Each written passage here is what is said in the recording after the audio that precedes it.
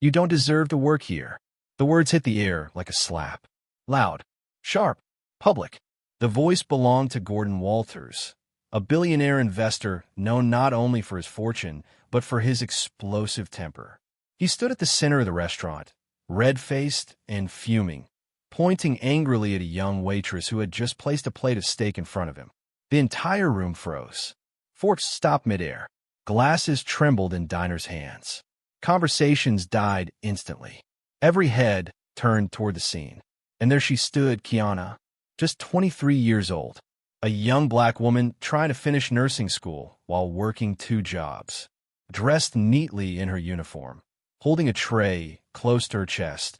Her expression was a mix of shock and disbelief. She hadn't done anything wrong. She had simply followed the order exactly as it was given. But in that moment, none of that mattered. To the man yelling at her, she was invisible, just someone to blame, someone to belittle. The restaurant, La Lumiere, was the kind of place where power met luxury. Tucked in the heart of the city, it was a hot spot for executives, celebrities, and those who walked into rooms expecting the world to bend to them. Gordon was one of them. He wasn't used to hearing no. He wasn't used to mistakes. And when he felt wronged, someone always paid the price. "I said rare, not well done," he snapped, slamming his hand on the table. The sound made some diners flinch. Kiana swallowed hard. She had double-checked the order before bringing it. "Sir," she said, voice steady but low, "this is rare." It was cooked exactly as requested. Wrong answer. Gordon pushed the plate away dramatically. "Do you even know how to do your job? Or are you just here to collect tips for standing around?" The words stung, not just for Kiana, but for every person watching. But she didn't shout back. She didn't argue. And she didn't cry. She just looked him in the eyes and said, clearly and calmly, "The way you treat people says more about you than it ever will about me." And just like that, silence. The billionaire, stunned. Diners, wide-eyed. Phones lowered. A hush spread across the room like a wave. It was one sentence. Not dramatic, not angry, but it held power. Because in a place filled with wealth, arrogance, and status, dignity still stood taller. Kiana turned and walked away, her back straight, head high. She didn't slam anything. She didn't storm off.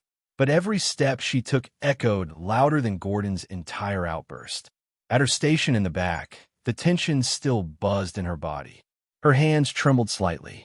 She had no idea if she'd be fired, or if someone would support her. But she knew she hadn't stooped to his level. And that mattered more. Back in the dining room, something unusual was happening. The man who had just humiliated a young woman in front of dozens suddenly sat down. Quiet, almost embarrassed. His ego had taken a hit, not from shouting, but from a truth. This was no longer just about steak. It was about character. And for everyone watching, this wasn't just a scene. It was a mirror, a reflection of how easy it is to hurt, and how rare it is to hold your ground with grace.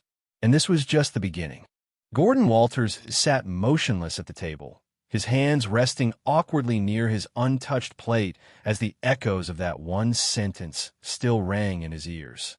Around him, the other diners were still watching, still whispering, still processing what they had witnessed. No one said a word to him. No one offered him support. Not this time, because in that one brief moment, the roles had reversed. The billionaire who once owned every room he walked into had just been humbled by a quiet, composed waitress who spoke truth without raising her voice. And Gordon felt it, deeply, maybe for the first time in a very long time. Meanwhile, Kiana was in the back near the service station, her hands finally steadying as she poured water into glasses and tried to act like nothing had happened. She had no idea if she'd get in trouble. The managers had seen everything. So had the head chef. So had dozens of wealthy, powerful guests. But no one had spoken to her yet. She wondered if she had crossed a line. She wondered if dignity was going to cost her a paycheck. A few servers passed her with glances of respect, small nods of solidarity. No words, but she could feel it. And while she didn't show it on her face, inside her chest was a tight knot of anxiety. In the dining area, Gordon reached into his jacket pocket, pulled out his phone, stared at it, then slowly set it down. He wasn't angry anymore. He was quiet, thoughtful. It was the first time in years someone had stood up to him without anger, and without fear. And it wasn't just the words that affected him. It was the way she said them. Calm, collected, like someone who knew her worth, even in a uniform, even while being humiliated. A server approached him to refill his glass. Gordon looked up and asked a simple question. What's her name? The server replied softly, Kiana. He nodded. Can you ask her to bring me the check? The server hesitated for a second, then walked off. In the back, Kiana looked up when she heard her name. He's asking for the check, the server said gently. Kiana took a deep breath, straightened her apron, and nodded. She walked back out, calm and composed, just like before. When she reached Gordon's table, she didn't speak. She simply placed the bill in front of him with quiet professionalism. Gordon looked up, his voice lower than before. You were right, he said. I treated you terribly, and I'm sorry. Kiana gave a small nod, not bitter, just respectful. She was ready to walk away when Gordon pulled out a pen and began writing something on a napkin. Then he reached into his wallet, pulled out his black card, and handed it over. A few minutes later, after he had paid and left, Kiana returned to collect the bill. That's when she saw the tip, $5,000. And next to it, on a napkin, a handwritten note that read, Thanks for reminding me what real strength looks like. Never stop being who you are. Kiana stared at it for a moment, stunned. Not because of the money, but because the man who had just shouted her down had listened. He had actually listened, and something inside him had shifted. Word spread quickly among the staff. Some clapped quietly in the kitchen. A few guests who had witnessed everything came by to say kind words as they left. And that night, when Kiana finally got home, exhausted and still a little overwhelmed, she sat on her bed, held the note in her hand, and smiled. Not because she had won, but because she had kept her voice, her grace, and her dignity in a moment when most people would have lost all three. And somewhere across the city, a billionaire who had once believed power came from wealth was now learning it could come from a quiet voice that refused to be broken. The next day, at La Lumiere felt different. The whispers hadn't stopped. Staff members kept replaying what happened like a scene from a movie. Servers who normally avoided eye contact with Gordon Walters were now asking, did that really happen? Customers who were regulars brought it up in hushed tones. And Kiana, the woman at the center of it all, had become more than just a waitress. She had become a quiet symbol of courage. She arrived for her afternoon shift just like always on time, in uniform, hair tied back neatly, no drama, no attitude. But something had shifted. She wasn't just surviving the job anymore. Now people looked at her with admiration. The head chef gave her a respectful nod. One of the hostesses smiled a little wider when she passed. Even the manager, who usually just barked orders, gently asked if she was doing okay. I'm fine, she said with a polite smile. And she meant it. She was tired, yes. Still digesting the moment. Still unsure what came next. But for the first time in a long time, she felt seen. Truly seen. That moment of public humiliation hadn't broken her. It had, somehow, raised her up. Across the city, meanwhile, Gordon Walters was also facing something he hadn't felt in years. Reflection. He was used to being the biggest voice in any room. People listened to him because they had to, not because they wanted to. And now, someone without power, without money, without influence, had stopped him cold with a sentence he couldn't forget. He replayed it in his mind over and over. The way you treat people says more about you than it ever will about me. It haunted him, not in a painful way, but in a truthful one. It held up a mirror he couldn't look away from. He thought about how many people he'd spoken down to, how many servers, assistants, drivers, and hotel clerks he'd embarrassed without a second thought. And now, for the first time, he felt ashamed. Not embarrassed. Ashamed. The difference was that shame made him think. It made him change. That evening, Gordon sat alone in his office, away from the stock tickers and business meetings, and wrote a letter. A real one. Handwritten. No assistants, no lawyers, no PR managers. Just him. The letter wasn't for the press. It wasn't to protect his image. It was for Kiana.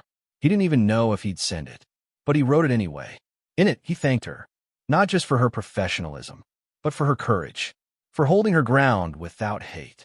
for not matching his anger, and for giving him a moment of truth that millions of dollars had never been able to buy. The next day, he called the restaurant privately. He didn't ask for a reservation. He asked if he could speak to the manager. "I'd like to fund something," he said. "A scholarship for one of your staff." Quietly. No press. The manager was stunned. Gordon explained what happened and made it clear the scholarship would be named after no one. No credit. No headlines. Just a way to honor someone who changed his heart with one sentence. Back at the restaurant, Kiana had no idea that a man she had embarrassed the day before was now quietly trying to help her future. She didn't know that her strength had left a mark, not just in that room, but in someone who had never been challenged like that before. And that's the power of one moment, one voice, one choice. Because the people you least expect to influence sometimes end up being the ones who change the most. 3 days passed. Kiana had returned to her routine, wiping tables, greeting guests, handling rude customers with grace, and earning every tip with quiet patience. The moment with Gordon felt like it had faded into memory, but the respect in the air still lingered. Co-workers were treating her differently, not out of pity, but admiration. They spoke to her like she was someone worth watching, someone who had done what many had always dreamed of, standing up for themselves without burning everything down. She didn't think of herself as brave. She didn't see herself as a hero. She had just reached a point where enough was enough. But the truth was, something had started to shift around her. Not just in people's behavior, but in the energy. She began receiving better tables, regular customers requesting her section, and even a few handwritten notes left behind with simple messages like, "We saw what you did. Respect." One evening after her shift, as she was about to leave, the manager called her into the office. She paused, a little nervous. Was something wrong? Was someone complaining? But when she stepped inside, he smiled, not the forced kind he usually gave when customers were around, but a genuine one. "You've got a visitor," he said. "Not here, but here." He handed her a sealed envelope. On the front, it simply said Kiana. She opened it slowly. Inside was a neatly folded letter. No typed words, all handwritten. The first line read, "Thank you for teaching me what power really looks like." She sat down, eyes scanning the paper. It was from Gordon. The tone was completely different from the man who had shouted in her face just days ago. The letter went on to say how ashamed he was, how her response had forced him to reflect on who he'd become, and how rare it was for someone to challenge him in a way that didn't feel like rebellion, but truth. He didn't make excuses. He didn't hide behind business language. He simply acknowledged his failure, expressed sincere gratitude, and included something that made her eyes widen. At the bottom of the letter, it read, "A scholarship has been set up in your name. Fully paid. Finish nursing school. The world needs more people like you. Quiet strength is louder than anger. Thank you for reminding me of that." Kiana stared at the letter for a full minute. She didn't know whether to cry or laugh. In a single moment, everything changed again. Not because a rich man gave her money, but because someone with power, privilege, and pride had been changed by her presence. And now, that change was rippling back to her life. When she walked home that night, the city looked different. The lights seemed softer. The noise didn't feel as heavy. She didn't have all the answers, but she carried something inside her now that no one could take away. She had learned that sometimes the strongest thing you can do isn't fight or shout. It's to speak your truth, hold your ground, and let your grace do the talking. And somewhere in a tall building, a billionaire who once thought money was power now understood that real power can come from a waitress with shaking hands and a steady voice. Gordon kept the copy of her sentence on his desk. Just one line, underlined. "The way you treat people says more about you than it ever will about me." And every morning, he read it, not to remind himself of shame, but to remember the day someone gave him a second chance at being human. Weeks passed, and the story of what happened at La Lumiere quietly spread beyond the restaurant walls. Not because it was posted online or shared in tabloids, but because those who witnessed it couldn't stop talking about it. The billionaire who had publicly humiliated a waitress had been humbled, not by force, not by a crowd, but by one sentence spoken with calm courage.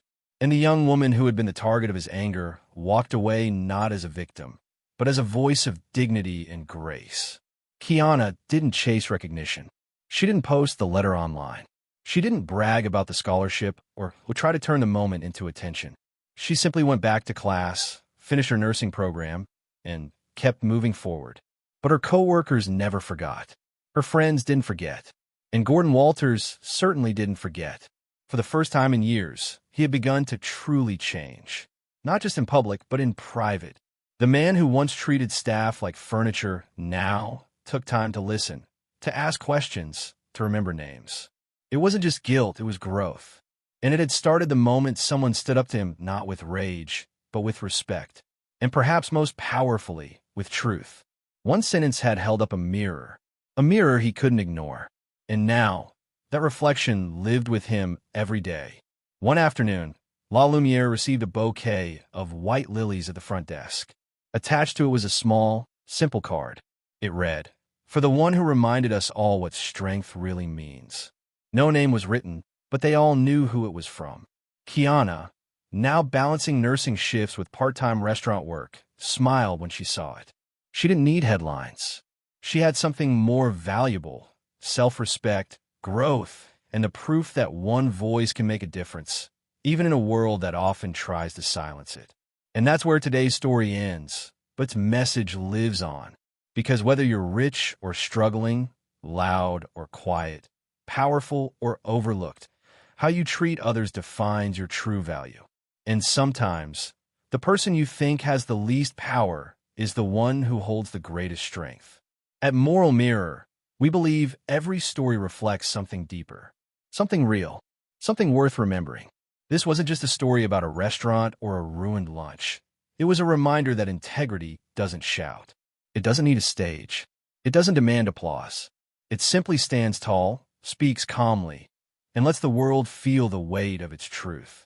So the next time someone underestimates you, disrespects you, or tries to tear you down, remember Kiana.